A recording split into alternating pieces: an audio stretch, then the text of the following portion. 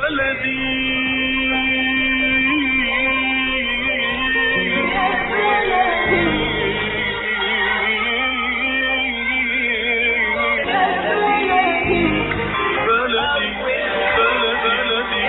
بكل الذين ينضموا للاستماع إلى راديو بلدي أول راديو عربي أمريكي ويعنى بقضايا العرب في المهجر. برامجنا في راديو بلدي كل يوم جمعة من 8 وحتى 9 صباحا مع ليلى الحسيني في بث حي ومباشر وعبر WNZK راديو 690 AM. صباح الخير بلدي، صباح الخير لكل مستمعينا. Welcome to Radio Baladi, the first Arab, Middle Eastern and American simulcast radio show. Radio Baladi is broadcast every Friday morning on WNZK 690 AM from 8 until 9 Eastern Time on Good Morning Michigan with Layla Al-Husseini. Our call-in number 248-557-3300. And now, stay tuned for the best radio talk show on Arab and American issues with your host, Layla Al-Husseini.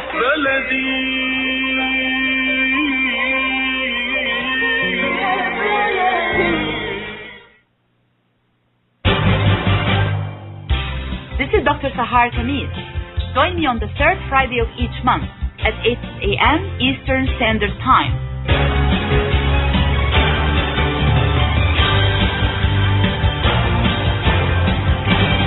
I'll be discussing some of the most important current political, economic, and social issues in my program, The Bridge.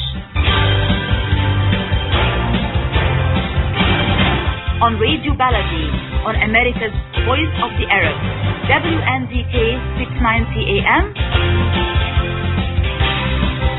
and WZNZ 700 AM.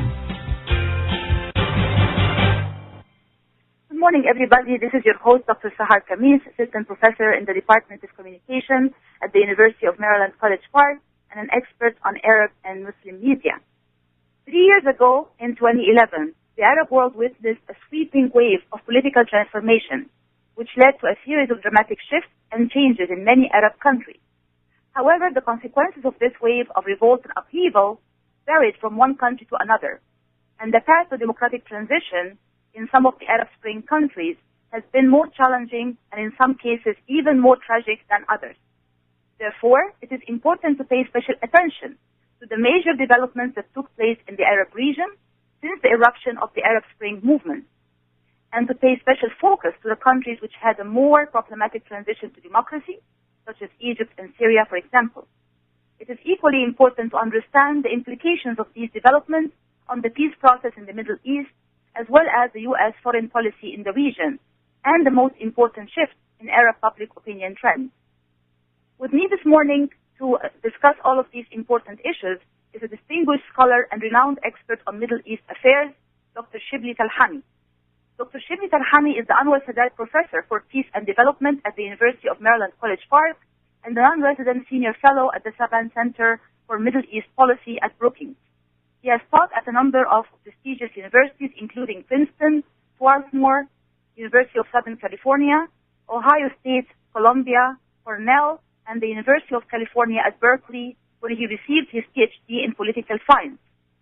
Among these publications are The Stakes, America and the Middle East, published in 2002, and Power and Leadership in International Bargaining, The Path to the Camp David Accord, as well as numerous articles and books. In 2013, Professor Talhami published 2 new books, The Peace Puzzle, America's Quest for Arab-Israeli Peace from 1989 to 2011, which was published in January 2013, and his latest book, The World Through Arab Eyes, Arab Public Opinion and the Reshaping of the Middle East, published in June 2013. Professor Talhami was an advisor to the U.S. mission to the United Nations and to Congressman Lee Hamilton of Indiana, and more recently, a senior advisor to George Mitchell, President Obama's United States Special Envoy for Middle East Peace between 2009 and 2011. He also served in the Iraq Study Group and on the U.S. Commission on Public Diplomacy. He was selected by the Carnegie Corporation of New York and the New York Times as one of the great immigrants for 2013. Welcome to the show, Dr. Talhami. My pleasure. Always good to be with you. Thank you very much for accepting our invitation. It's a big honor and a big pleasure. And as you heard in my introduction, we're trying to focus today on the shifts and the changes that have been taking place in the Arab region since the eruption of the Arab Spring movement in 2011. Obviously, the road to democracy and the transition to democratization has been more smooth in some countries than others. We have seen Tunisia, for example, taking a relatively more smooth path and transition to democracy than, let's say, for example, Egypt or Syria. What were some of the factors that made this process take place? Well, let's start with, so what it is that we're witnessing. I think there's a lot of confusion, and that confusion is obviously evident in even the naming of what we're witnessing. What is this phenomenon? Some people have called it the Arab Spring, some people have called it the Arab Awakening, some people call it the uprisings. I've never called it the Arab Spring because I think that what we're witnessing is not something seasonal. It's not something episodic. It is a phenomenon that reflects a public empowerment on a scale we have never seen, and one that is likely to stay with us for the long haul.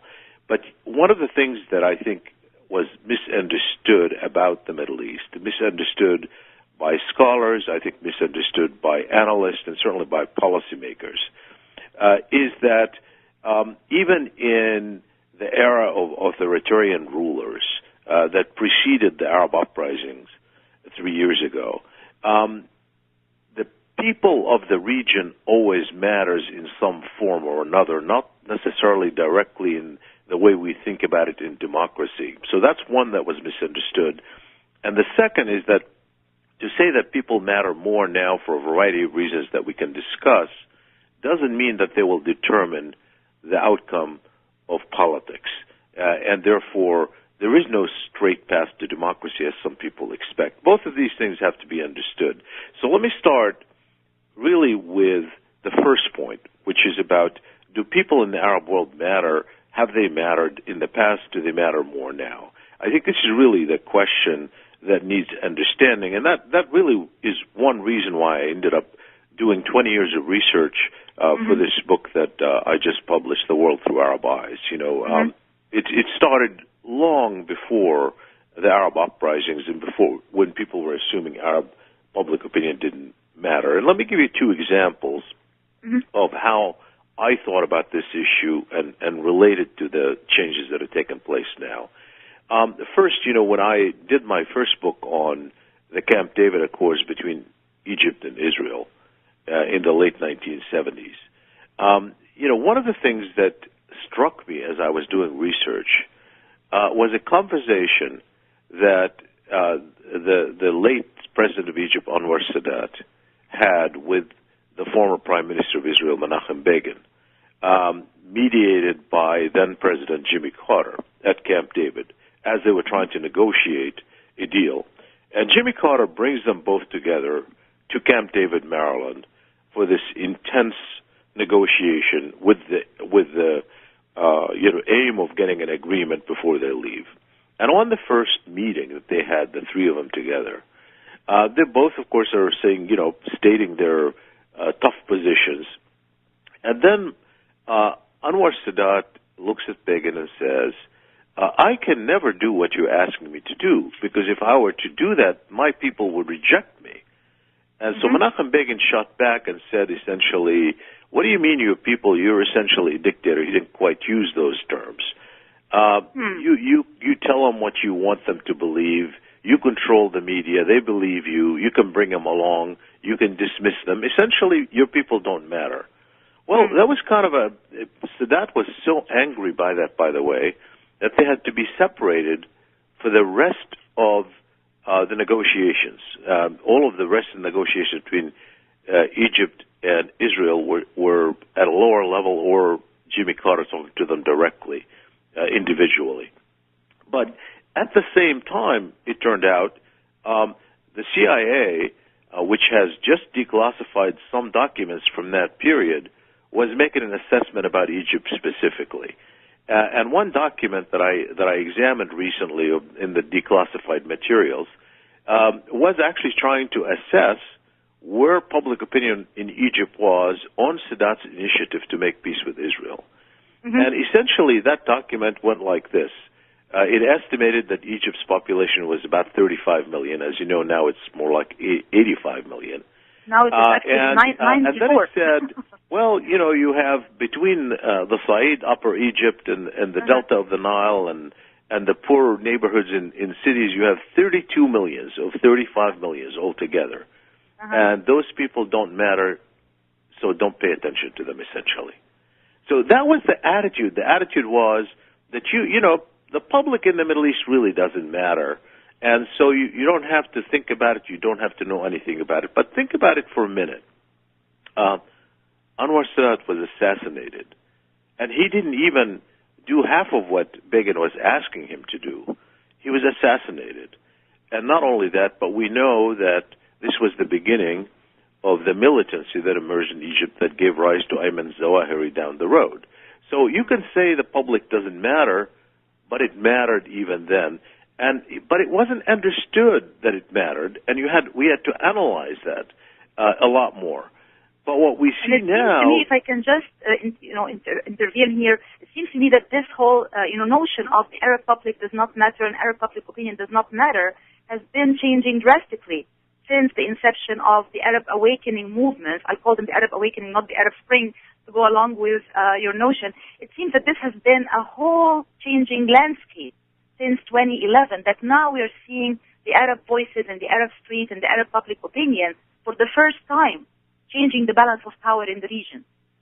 Well, it didn't start with 2011. It started with the information revolution. Really, the transformation that took place happened with the introduction of satellite on mass scale in the Arab world, satellite TV, in the mid-1990s.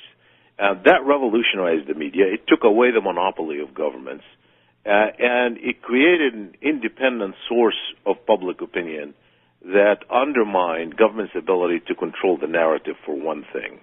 And more importantly, with the rise particularly of the interactive media, the internet and the social media, it added a level of empowerment because of the connectedness and the responsiveness and the organizational ability that really changed the dynamics. And so for an example, if you look when I started doing polling in the late 1990s, if you asked people in the Arab world, what is your main source of news, the overwhelming majority named a television station within their own boundaries. By 2010, if you ask people in the countries where I polled, what is your main source of news in every country, they named a source outside their own boundaries, principally a satellite television station, and mostly Al Jazeera, which took almost half of the market. So that certainly created a completely different dynamic. Now, the Internet and the social media creating a different dynamic. One way to understand that dynamic is to think about the following, which is, why were so many people surprised when the Tunisian revolution took place, followed by the Egyptian revolution? Why was it, we've all been watching the Middle East for so long, and it isn't like we didn't know that people were angry with the governments. We've been finding out in the polls year after year after year that the gap between governments and public was only expanding, that people were angry. But most analysts assume that you can't really have anger translated into revolution because you need to get mass political mobilization, and for that you needed to have either political parties or social institutions that are capable of turning that anger into street mobilization on mass scale that governments really can't control. So, of course, governments understood that, so they didn't allow any such organizations. They didn't allow any charismatic leaders to emerge. So the social media undoubtedly was an important factor in translating the anger into street revolt, without the need for political parties, without the need for traditional social institutions. So there's no question that the information revolution had a lot to do with getting people in the streets and forcing the governments to react in ways that they couldn't do it before. So yes, it has changed the dynamic, and that's why I think what we're facing now isn't episodic or seasonal, because I think that the people in the Arab world are empowered. They feel empowered. I think the individual feels empowered on a scale we haven't seen before, and it's not going back because it is a function of the information revolution, which is only expanding. So we have that new element that you see across the Arab world and beyond, but it's a question of then, so with this new element, how does this affect politics in the region? That's really the question. And why is it varying from one country to another? Absolutely, and that's the point we will get back to right after this commercial break. Stay tuned with us, please. Ziyad brand. Quality products from our family to yours. Ziyad Brothers Importing offers the finest quality products, including brands like Sultan, Kraft, Nestle, Hook, Rico Picon, Donna, and many more. Ask your retailer to carry these fine products because you deserve the very best. For more information, visit our website at www.ziyad.com. That's www.ziyad.com. Ziyad, quality products from our family to yours. If you get into a car accident, how will you pick up the pieces when you can't work, when the bills pile up? Who will help you? Call 866-YOUR-RIGHTS. I called Jumana. She took care of everything. My medical bill, lost wages, and even a large settlement. I am Jumana Kiruz, and I assure you that my team will not stop until you get the most for your rights. If you've been in a car accident, call Jumana. 866-YOUR-RIGHTS. This is Dr. Sahar Khamis. Join me on the third Friday of each month at 8 a.m. Eastern Standard Time.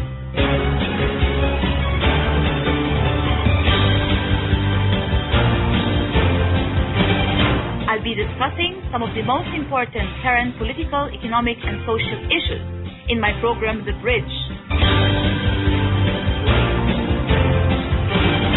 On Radio Baladi, on America's Voice of the Arabs, WNZK 690 AM and WZNZ 700 AM. Welcome back, everybody. This is your host, Dr. Sahar Khamis. With me this morning is a distinguished expert and renowned scholar on Middle East affairs, Professor Shibli Talhami from the University of Maryland, College Park, discussing today the changing Arab world 3 years after the eruption of the Arab Spring. And before going to the commercial break, we were talking about the influence of the communication revolution and media revolution on shaping public opinion and Arab identities. Dr. Talhami, Arab identity is one of the things you discussed in your latest book, The World Through Arab Eyes, Arab Public Opinion, and the Reshaping of the Middle East. And if you can just talk a little bit more about how this whole change and shift in the media landscape has actually influenced both the reshaping of Arab identities as well as the reshaping of public opinion in this region. That would be great, please. Yeah, that's a really, I think, central question because, when we talk about public opinion, a lot of people generally think that we're just measuring what people say today or tomorrow. Of course, that's true, and we know public opinion changes, but behind public opinion is identity, how people identify themselves. And in a way, when you're asking a question about public opinion, you're trying to find out what is the framework of reference that people use when they give an opinion. That's more central to understanding them than understanding the opinion itself. And therefore, people's notion of identity are so central for understanding the aspiration of the Arab people. And that notion of identity is somewhat fluid, and we've seen it change over decades. And that fluidity is in part a function, of course, of whether or not states and movements are serving them, but it's also a function of this information revolution. And we've seen that particularly with the advent of the satellite television first and now the Internet. Now, how is that, impacting the way people identify themselves? Well, let's start with political identities that people have. Obviously, we've always known that Arabs, like most people, are complex. I mean, so you can be yourself an Egyptian and a Muslim woman and an Arab and a citizen of the world. You could be all these things, and most people are. I mean, it's not like you're, and now if you're an Arab American, you add the American part to it as well. So you're all these things, and so the real question is, how do you understand this complexity? And so one of the measures that we tried to do over the decade is to see which ones people emphasize more, what's their first identity, what's their second identity, without taking away from the others. And what we found, certainly over the decade of public opinion polling, in Egypt, Saudi Arabia, Morocco, Jordan, Lebanon, and the United Arab Emirates, what we found that across the board, while they differed from country to country, across the board, there has been a decline of people's affinity with the state. They were less likely to say, I'm Egyptian first, or Jordanian first, or Saudi first. And there was an increase in their Islamic identity. They were more likely to say, I'm Muslim first. And Arab remained relatively robust throughout the whole decade with a slight increase. And citizen of the world, which was very, very low, has slightly increased, particularly among the young people with the advent of the Internet. Now, let me give you an interpretation of that, and certainly in connection to your direct question about the impact of the media. Now, one of the things that led me to study this identity issue from the beginning, particularly with the rise of Al Jazeera in the mid-1990s, was that when I observed the new emerging media, one of the things that was obvious is that they have a completely different market. And think about a product that you sell to a market. So if your audience is only the Qatari or the Jordanian, then obviously you're creating a market, you're catering principally to those things that Jordanians have in common, but also what differentiates them from others, which is what the state tried to do. State tried to get national loyalty, to put national music, to talk about national sports, to talk about local issues, because they wanted to solidify that identity to get loyalty from their citizens. But the satellite media had a completely different aim. The aim is to reach not the Jordanian or the Yemeni. It needed to reach all 350 million Arabic-speaking people. So for that reason, for pan-Arab identity. Pan-Arab and /Muslim, because obviously while you have Christians and others in the Arab world, it's mostly a Muslim population. And so the prototype product, the prototype consumer for Al Jazeera or Al Arabiya is this Arab/Muslim. And therefore, by default, the media was going to focus on those aspects that are in common for that broad population, and in part helped solidify that transnational identity, what some people call pan-Arab identity or pan-Islamic identity. And obviously there is that, but there is something else. I mean, I know that people really focus specifically on the media for this alteration of identity. I think that's wrong. I think, in my book I have a theory about, sort of how people select different aspects of the identity over time. And I argue that on the one hand, they rally behind whichever one seems to be more conducive to their aspirations. And so, for example, the decline of the state isn't that hard to understand. I mean, the states failed them.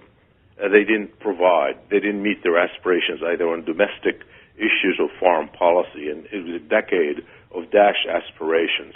So the decline of the state can be seen that way. But the rise of Islamic identity, in part, obviously it's because the alternatives weren't available or successful, but something else goes on. I say you are what you have to defend.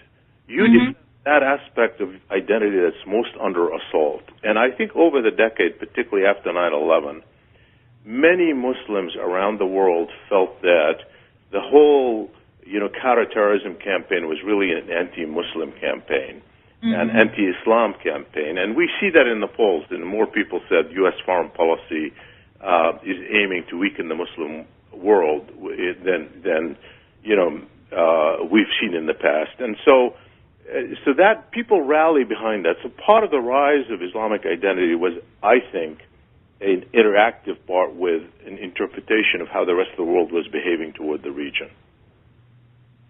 Absolutely, and if you were to also actually look at the shifts in Arab public opinion, which is something that you have been doing and studying for a number of years, you're one of the few scholars who actually did polling on Arab public opinion in the region. How can you actually characterize the shifts in Arab public opinion before, during, and after the Arab Spring towards the issue of democracy and towards ruling regimes in the region and towards the U.S. or the U.S. foreign policy? Well, let's start with the ruling regime for a moment. I mean, one of the things that I asked in my polls, in the years before and the years after the Arab uprisings, I asked people, name the leaders in the world that you admire most outside your own country. I didn't want them to put them in the uncomfortable position of having to evaluate their kings or president. But I use that as a way of figuring out sort of what is the prism through which they make an evaluation of the world. And I give them an open question. I could tell you one thing. In all the years that we've done polling, never have we had a sitting Arab ruler win that context in any of the Arab countries where we polled. So that tells you something. And so, like, the people who are identified over the decade range from Jacques Chirac of France, when he was seen to stand up to George W. Bush on the Iraq War and hosted the late Palestinian President Yasser Arafat on his deathbed, to Hassan Nasrallah of Hezbollah after his war with Israel in 2006, to Hugo Chavez of Venezuela, who was seen to have cut off relations with Israel after the 2008-2009 war. And so, obviously, they were not thinking of any of the rulers outside their own countries as a model. There was a gap of leadership in the Arab world, and that was reflective of what was taking place. In relation to democracy, throughout that whole period, this is something else that was misunderstood, particularly when it came to the U.S. campaign to advance democracy in the Arab world, or at least stated campaign during the presidency of George W. Bush, and framing the Iraq War as part of this democracy advocacy, particularly after it turned out that there were no weapons of mass destruction in Iraq. What we found in the Arab world is not that people didn't want democracy. That was total myth. But we found that they never believed that the U.S. was seeking democracy. We measured that every single year.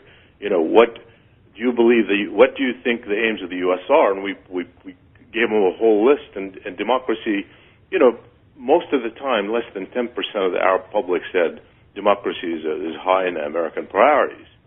So what you have is that, it's not that they didn't want democracy, it's that they didn't think that's what the U.S. was trying to do.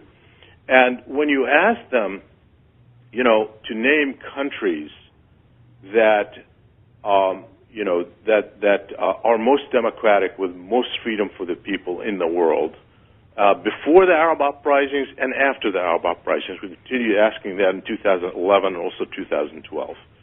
And what we found was that all the countries that they name are Western countries, not even a single, Middle Eastern country on the list. And yet, when you ask them, what do you want your country to look like, as we did in Egypt, let's say, in late 2011 and also in 2012, both after the overthrow of Mubarak, if your country was going to look like one of the following, and we gave them a series of countries, Western and Middle Eastern, which one would you want it to look like most? In that period, during that period, most of them wanted to look like Turkey more than any other country in the world. And so a lot of people said, well, this is exactly what they're looking for. They're looking for a Western, a democracy that combines democracy and Islamic culture. Well, I think there's some truth to that, for sure, because I think Turkey, I bet you the perception of Turkey has changed in the past couple of years for a variety of reasons. But nonetheless, even then, this combination of Islam and democracy was probably a factor in the thinking of most people. But it's not sufficient. Why isn't it sufficient? Let me give you, something that might give us the impression, what might give us the kind of a hint of what's driving thinking here.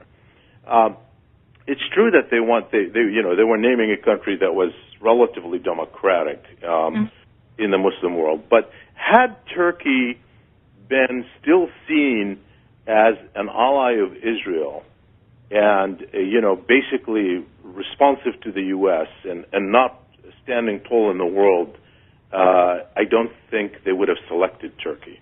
In fact, the Prime Minister of Turkey, Erdogan, was not selected as a favored leader in the Arab world until after his confrontation with Israel following the Gaza war in 2008, 2009. So they rewarded him not for, quote, his Islamic democracy, but for his foreign policy, which was reflective of their aspiration. And second, I think, they select Turkey in part because Turkey looks like a relatively prosperous model. They don't select Pakistan. They don't select Bangladesh. So what people want is complex. Yes, they want not just democracy. They want a combination of democracy and their own culture. They want some model. They don't think Turkey is the most democratic, but they prefer it over France, let's say, because it's closer to them. But they also want a country that stands tall, to raise their heads in the world, to have dignity in reflecting their own national aspirations and their place in the world. And three, they want, a good standards. They want good economic standards. They want prosperity. And Turkey seemed to offer that model. At least that was their perception. We now know, or at least they think, this may not be perfect right now, but at the time that was really the driving force. Excellent. So it seems to me people want a combination of things. They want democracy, they also want stability, they want dignity, and they want economic prosperity.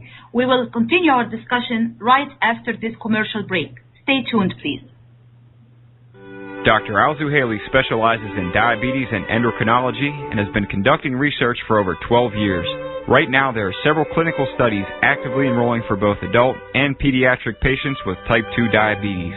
Under Dr. Al-Zuhaili's care, participants in the clinical research trials receive free lab work, medical procedures, medical supplies, and medications to assist in their treatment. Qualified participants are also compensated for their time and travel in addition to receiving top care for their diabetes treatment and control. The research department is equipped with experienced and friendly staff who will work to manage patient care and schedule accommodations. Please contact Al-Zuhaili Medical Consultants at 1331 Monroe Street in Dearborn. Visit alzuhailidiabetes.com and call 313-581-8903. 313-581-8903.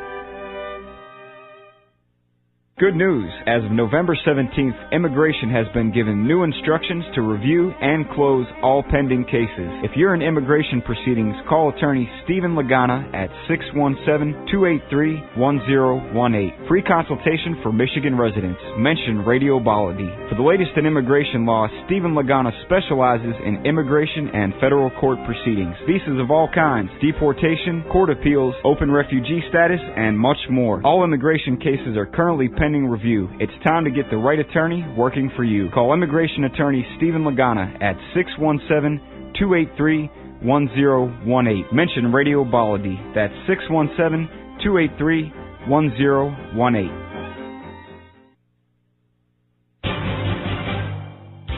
This is Dr. Sahar Kamiz.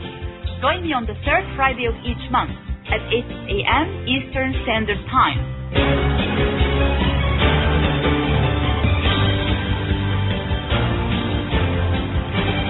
I'll be discussing some of the most important current political, economic, and social issues in my program, The Bridge. On Radio Baladi, on America's Voice of the Arab, WNZK 690 AM, and WZMZ 700 AM. Welcome Welcome back, everybody. This is your host, Dr. Sahar Khamis. With me this morning is a renowned expert on Middle East affairs, renowned scholar, Professor Shibli Talhami from the University of Maryland, College Park, discussing the changing Arab world 3 years after the Arab Spring. Before going to the commercial break, we were talking about the most important shifts in Arab public opinion trends, and we did talk about the changing Arab mind when it comes to the notion of democracy and also the changing outlook on ruling regimes in the region, and the admiration of the Turkish model as a model that somehow fulfills some of the dreams and aspirations of the Arab people who are looking for democracy and also dignity and economic prosperity that's defined in a way suitable for their own culture and their own identity. I'd like to focus more on the shifting public opinion trends toward the U.S. and the U.S. foreign policy in the region in particular. In many cases, it seems to me that the U.S. was damned if it does and damned if it doesn't. You know, people criticize it for taking part sometimes and, involving itself, and sometimes for exactly doing the opposite, for not involving itself sufficiently. Professor Talhami, can you please shed some light on this issue? Yes. I think in some ways, this issue explains why it is that the U.S. right now gets blamed by every conceivable side in the Arab divide. So the Syrian opposition is angry with the U.S. for not doing enough. The Syrian regime is angry with the U.S. for supporting the opposition. In Egypt, the Muslim Brotherhood claims that the U.S. is behind the military overthrow of Morsi. The military and its supporters claim the U.S. is actually pro-Brotherhood. So the U.S. obviously is caught in the middle in all of this. And the reason for it is very complex, and I think it has to do with what is really going on here in the Arab perception of the U.S. I think the Arab perception of the U.S. is not really particularly sensitive to the short-term things that the U.S. does or doesn't do. If the U.S. were to give a little bit more to the rebels in Syria, it wouldn't affect the game too much. And even had the U.S. intervened in Syria, even militarily, I think the next morning you would have the Arab press, the same Arab press that say the U.S. isn't doing enough, saying that the U.S. is doing this for imperial reasons, not for humanitarian reasons. And I think that's just what you would have. The basic reason for it is that there is deep mistrust connected to the history of American foreign policy and really Western foreign policy, dating back to the inception of the political system, after World War I. But for the U.S. specifically, one of the things that we have measured in terms of how Arabs assess American foreign policy over the past decade or so, and ask them sort of what is it that the U.S. is trying to do in the Middle East. And they give you basically three things that they believe are motivating American foreign policy. Number one, they think the U.S. is out there to defend Israel. And number two, and sometimes it's number two and number one, depending on the year, control oil and energy in the Middle East. And then number three, as a reaction of 9/11, we started seeing this, the U.S. is out there to weaken the Muslim world. And those are the assumptions. So there's total suspicion of anything else the U.S. does. So if the U.S. says, I'm doing this for a humanitarian reason, that's not going to be believed. And what you see across the period, really dating back to the 1990s, that Arab public opinion up and down is partly a function of what happens on the Israel-Palestine question. And that's still subconsciously what I call the prism of pain, through which Arabs view American foreign policy. It's not that Arabs think that's a central issue to them every day. They don't. I mean, a Tunisian woman wakes up in the morning thinking about putting food on the table, sending her children to school. A man is thinking about his job and his pay and, life, which is what everybody thinks about. So they're not thinking about big-ticket items. But there is something subconscious about how people evaluate the world. So when you ask somebody, what policy do you support, or what country do you support, or what country do you like, or what leader do you like, they're processing this through a subconscious prism of evaluation. And that subconscious prism, which is connected to their identity, is very much connected to core issues, principally the Western presence in the Gulf and the Israel-Palestine question. Those issues frame all of the attitudes. And because there's deep mistrust and there's no profound change, certainly on the Israel-Palestine question, that mistrust is very, very deep and not likely to change anytime soon. We will, of course, move to the peace process and the Palestinian-Israeli conflict in a moment, but let me first ask you, since you have been an advisor to some senior and top U.S. foreign policy officials, especially advisor to U.S. Middle East envoy to the region, what advice would you actually give U.S. foreign policy officials now in terms of adjusting or shifting possibly the U.S. foreign policy in the region in the midst of all the unfolding events in the Arab world? Well, in some ways, I have to say this, very directly. I don't think the Obama administration is doing as badly as people assume. There are many things I would do differently. But here's why. Because I think the basic instinct is the right instinct, which is, number one, it's not about America in the core, and whatever we do is not going to shape the outcomes in any of these countries, whether it's Syria or Egypt or Tunisia. So don't make it about America, and don't make it worse. Sometimes intervening is worse than otherwise. And so, therefore, the instinct is, look, let the Arab people determine their own affairs. And number two, where the Arabs are, divided, even on issues like, let's say, take Syria, where in my polling, in mostly Sunni Arab countries, admittedly Egypt and Morocco, Saudi Arabia, Jordan, for example, you have overwhelming majorities reflect anti-Assad sentiments. They support the rebels against Assad in general, although that has changed a little bit in Egypt since the overthrow of Morsi. What you have, though, is when you ask them whether they want the U.S. or even the international community to intervene on behalf of the rebels, the majority say no. So the Arabs, with all their, kind of frustration about painful conflicts like the one we see in Syria, they still don't want to see intervention. Their anger with the rest of the world or their feeling of the rest of the world will do it for the wrong reasons, will make things worse, is so strong that they don't want to see intervention, even though their leaders, they still do, because we know that many leaders in the Gulf or elsewhere want the U.S. to do more, but I don't think that's where the public is, and I think that instinct is right. So from that point of view, I don't think there is a problem. Maybe the administration hasn't framed it right. Maybe they've, gotten confused, or they do only enough to mislead people. Sometimes it's frustrating. But overall, it would have been very wrong for the administration, in my own opinion, to have, for example, intervened directly. And on Egypt in particular, where people say, well, make your mind. Look at what happened here. Well, the U.S. has important strategic interest, and when you're starting with the point that no matter what you do, you're not going to change the picture, your instruments are limited. And I think a lot of the criticism that we see, particularly here in the West, but also in the Middle East, is sort of based on the assumption that the U.S. as a sole superpower can transform things around the world. That's sort of proven itself to be wrong, really, since the end of the Cold War, but especially after 9/11. And the American people, after the Iraq and Afghanistan wars, are tired. They don't want another war.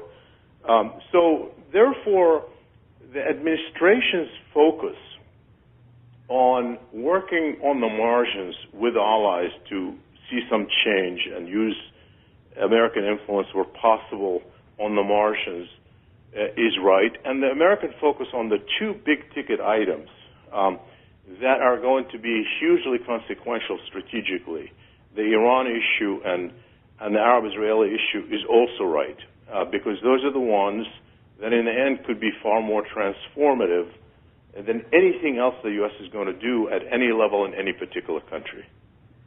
Absolutely, I totally agree with you, and I think the policy of being influential from the margins and not having direct intervention is the best policy. And indeed, we will talk about the U.S. policy towards the Palestinian-Israeli conflict and the possibility also and the prospects for moving forward with the peace process in the Middle East right after this commercial break. Stay tuned, please.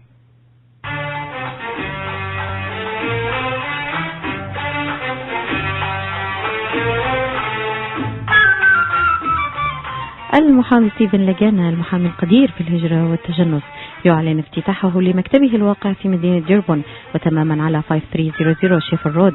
المحامي لاجانا لديه خبرة طويلة في قضايا الهجرة والتجنس، قضايا الترحيل، يتعامل أيضا مع قضايا اللجوء من داخل وخارج الولايات المتحدة الأمريكية وأيضا جميع أنواع الفيز. المحامي لاجانا لديه مكاتب منتشرة في العديد من الولايات الأمريكية، بوسطن، نيويورك، واشنطن وميشيغان. لجميع استفساراتكم القانونية اتصلوا بالمحامي لاجانا على الرقم 313-945-0022 313-945-0022. جميع الاستشارات مجانية لمستمعي صباح الخير ميشيغان.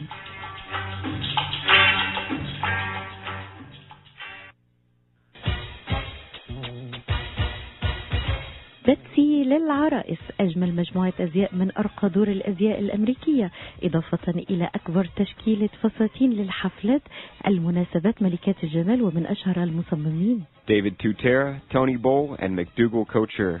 أسعار مناسبة، خدمة متميزة، تصليح الملابس بمهارة فائقة. مصممة الأزياء بيتسي بشير، خبرة أكثر من 33 عاما في عالم تصميم الأزياء.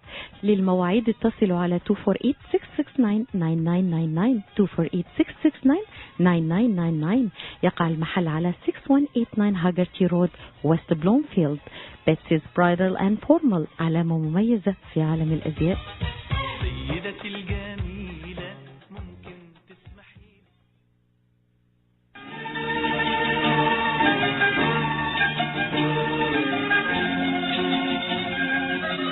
مؤسسة الحياة للإغاثة والتنمية في مدينة ساوثفيلد في ولاية ميشيغان، المؤسسة الرائدة في العمل الإغاثي والإنساني.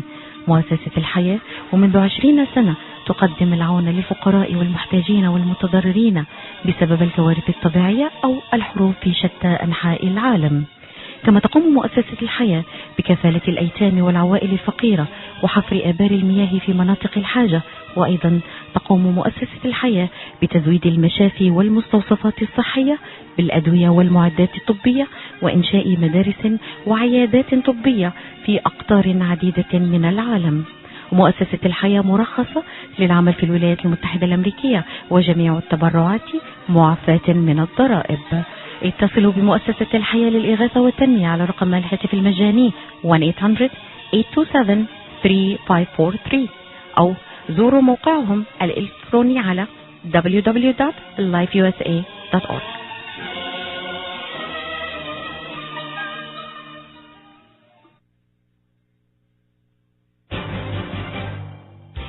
This is Dr. Sahar Khamis. Join me on the third Friday of each month at 8 a.m. Eastern Standard Time.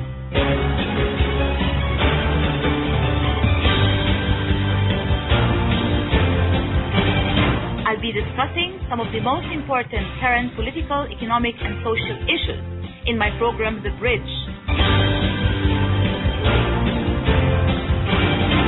On Radio Baladi, on America's Voice of the Arab, WNDK 690 AM and WZMV 700 AM. Welcome back to the show, everybody. This is your host, Dr. Sahar Khamis, and with me this morning discussing the changing Arab world 3 years after the Arab Spring is a distinguished guest and scholar on Middle East affairs, Professor Shibli Talhami, the author of The World Through Arab Eyes that has been released in 2013. Before going to the commercial break, we were talking about the U.S. changing policy in the region, and I'd like to pay special attention now to the peace process, the prospect for moving forward with some kind of just and fair settlement or solution for the Israeli-Palestinian conflict. Is this now more likely or less likely in light of the unfolding events in the region, Professor Talhami? Well, I don't think it's really a function of the events, and you can make an argument for or against. I mean, particularly from the calculations of the Israeli government, which still has kind of the upper hand in that conflict, given that it controls the West Bank and Gaza up to this point. I think, some people within the Israeli debate make the argument that Arabs are now so weakened and preoccupied that, there's no pressure on them. And there are people who argue that actually there's an opportunity because even with all the changes, Arab governments are still interested in having this issue resolved, and some of them may even want some potential alliance with Israel to confront Iran no matter what happens, whether the Iran negotiations fail or succeed, that is prevented by not having an Arab-Israeli agreement. So I think you can take your pick, and people do. I think regardless, my own view of this issue is that it's coming to a head with or without the Arab uprisings. Put aside the Arab uprisings, I mean, there are many people who believe the two-state solution is already dead. I mean, including, by the way, in my own public opinion polls. I also do public opinion polls among Palestinians, among Israelis, and I have half of each constituency think that it's too late for the two-state solution. But even those who think it's not too late for the two-state solution, most people think it's going to be too late pretty soon. And there are two reasons for it. One is that, the settlement expansion that is making it difficult every day to contemplate a truly independent, viable Palestinian state in the West Bank particularly.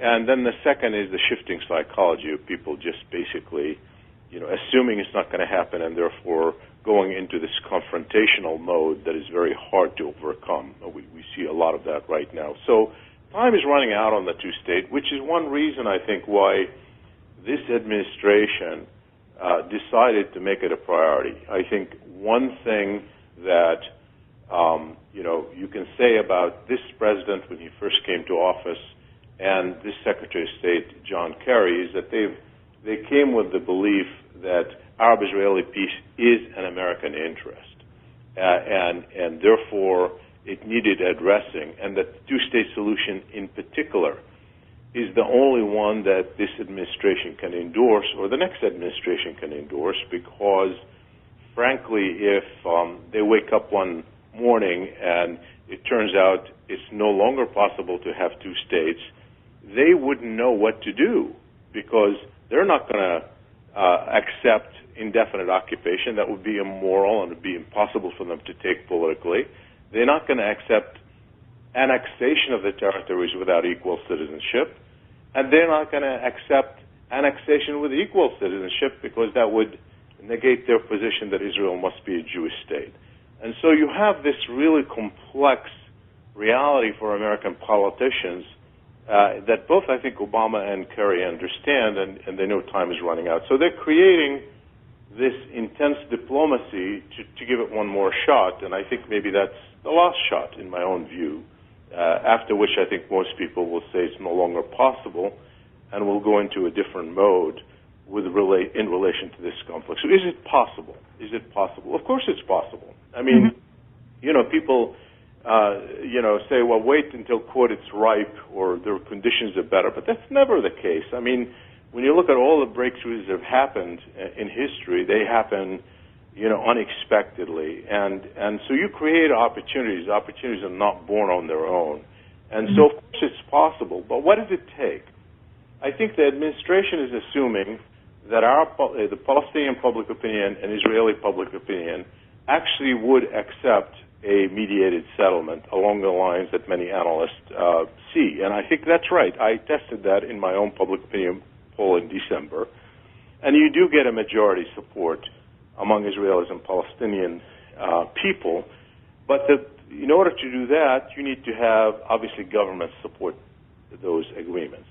And right now, the American diplomacy is really focused on persuading the Palestinians, certainly Palestinian President Mahmoud Abbas, but on the Israeli side, they're focused on one man, and that is the Prime Minister of Israel, because they think if they can persuade him to accept an agreement, he can get a government that would support it, and the Israeli people would support it. But that's putting most of the balls in one basket. And if they turn out to be wrong, we're going to face a big disaster down the road. We certainly hope not, and we hope that there's going to be some kind of momentum to actually move forward with full force for ending this long conflict and putting it to rest and finding some just solution, and that's actually capturing this moment to do so. In the just few minutes we have left in this excellent show this morning, I want to ask you about your futuristic outlook, your own prediction or outlook on this region, let's say 5 to 10 years down the road. In just a few sentences, how would you describe your own outlook or prediction of what this region is going to look like 5 or 10 years from now? Public empowerment is with us to stay. Public will remain mobilized. It'll probably take a breather every once in a while because they get tired and they see other things happening like in Syria. But I think the momentum for having their voices heard will be with us, and therefore there is no going back. That's number one. There's no going back to pre-uprisings, period. And number two, the outcome is going to vary from one country to another. It's going to depend on how divided the country is because the publics are not all of one mind. Sometimes we think public empowerment means unified public. It never does. I mean, when you look at Egypt, you're talking about the Salafis are empowered, the liberals are empowered, Brotherhood is empowered, secularists are empowered.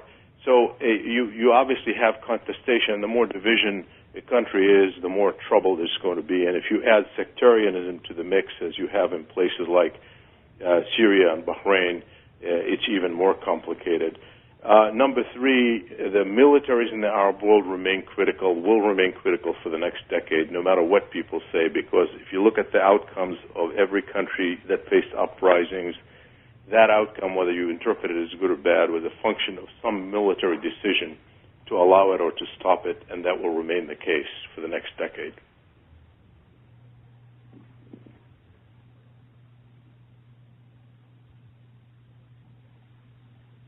Hello? Yes, Professor?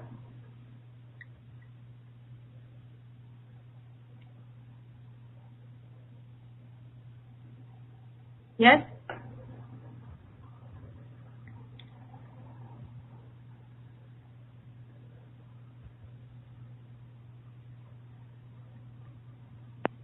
Yes, hello?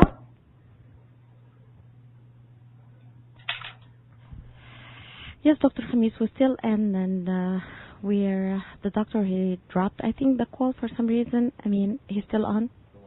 The line's still on. Line's off. So we're going to get a quick break, and we will go back trying to connect with the doctor again, Dr. Khamis.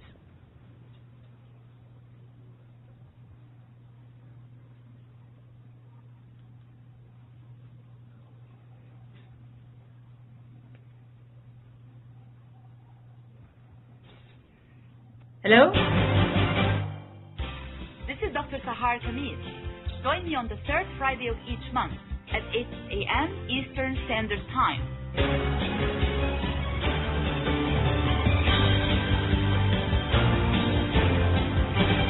I'll be discussing some of the most important current political, economic, and social issues in my program, The Bridge. On Radio Baladi, on America's Voice of the Arab, WNZK 690 AM and WZMV 700 AM. Hello everybody, this is your host Dr. Sahar Khamis, and with me this morning is Professor Shibli Talhami. We have been discussing the changing Arab world.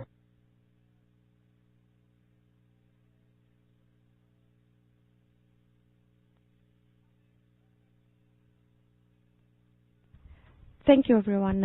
It seems to be a little bit technical problems here on WNZK, and ending of the show. It was a great show listening to Dr. Khamis and Dr. Talhami, and I hope that Dr. Khamis will try to call us back to wrap the show here.